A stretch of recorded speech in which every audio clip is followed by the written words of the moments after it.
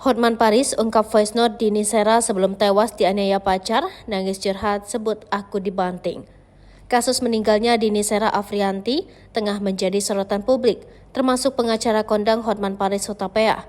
Diberitakan sebelumnya, Dini Sera Afrianti meninggal dunia setelah dianiaya pacarnya berinisial GRT, yang diduga merupakan putra anggota DPR RI. Hotman Paris melalui Instagramnya turut menyoroti kasus ini. Pada Kamis 6 Oktober, Hotman Paris mengunggah tangkapan layar pesan yang diduga dikirimkan GRT kepada seorang teman. Dalam pesan tersebut, GRT bercerita pada temannya tentang kondisi Dini yang sudah terkapar. Tampak ia mengirim foto dan video yang memperlihatkan Dini tergeletak dan sempat dikerubungi satpam. Teman yang mendapat pesan tersebut lantas bertanya mengapa GRT tidak segera menggendong Dini. Melalui caption unggahan, Hotman Paris mengungkapkan keprihatinannya. Ia juga meminta pihak keluarga pelaku untuk segera menemui Hotman Paris.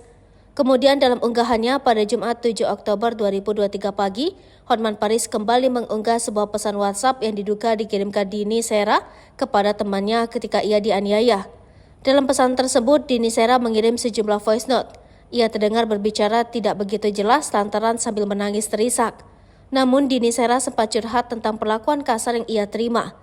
Dalam caption unggahan, Hotman Paris meminta polisi untuk memanggil teman Dini sebagai saksi. Curhat almarhum Andini ke temannya sebelum meninggal kasus anak DPR di Surabaya. Polisi harus memanggil teman curhat ini sebagai saksi, tulis Hotman.